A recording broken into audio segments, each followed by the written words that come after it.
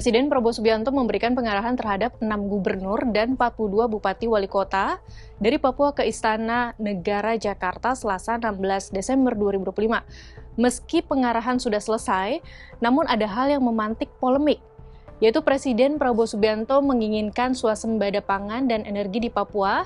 Satu caranya yaitu dengan menanam sawit. Apa alasannya dan bagaimana reaksi publik terkait hal ini? Dan apa itu sesat pikir deforestasi demi sawit? Kita bahas ya. Nanti kita berharap di daerah Papua pun harus ditanam kelapa sawit supaya bisa menghasilkan juga BBM dari kelapa sawit. Juga tebu menghasilkan etanol. Singkong, kasava juga untuk menghasilkan etanol.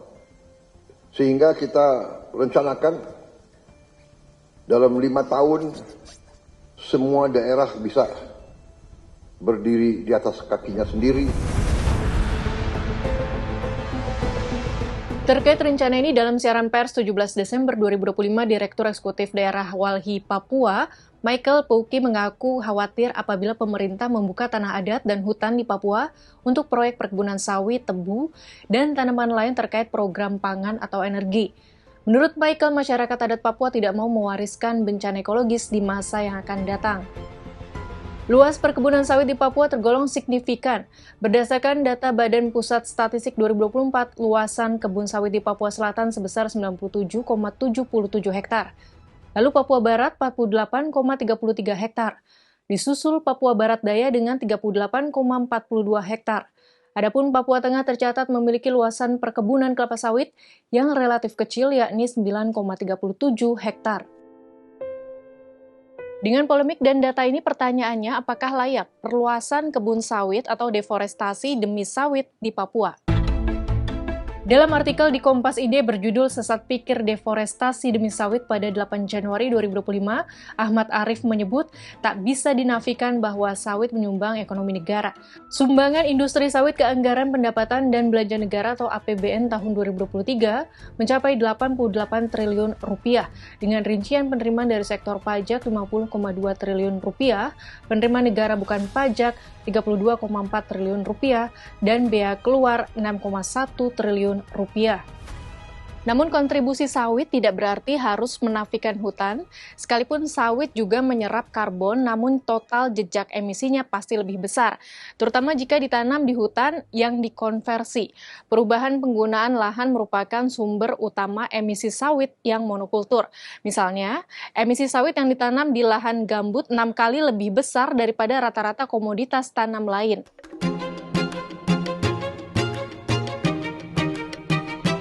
Membandingkan sawit dan hutan hanya dari penyerapan karbonnya jelas tidak tepat. Hutan tidak hanya menyerap karbon dioksida.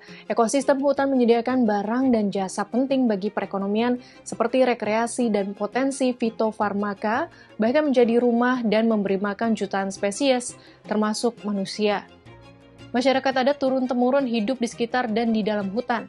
Dengan model wanatani, hidup mereka bergantung dari sumber daya hutan, namun juga menjaganya lestari.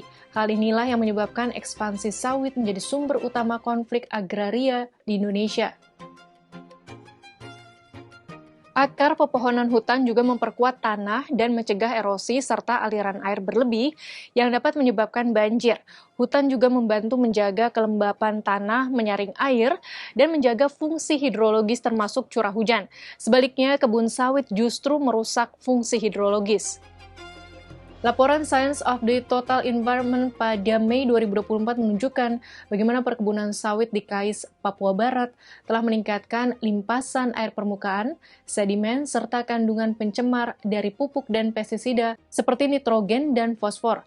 Banyak kajian lain telah melaporkan kehancuran lingkungan dan sosial di Indonesia akibat ekspansi sawit ke hutan. Masalahnya, dampak buruk ini tidak diperhitungkan.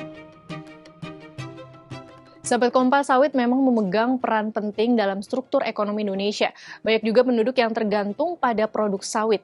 Namun jangan sampai klaim perluasan perkebunan dan peningkatan produktivitas berdampak pada kerugian besar, yaitu pada saudara-saudara kita di Papua, berupa bencana alam dan hilangnya ruang hidup mereka.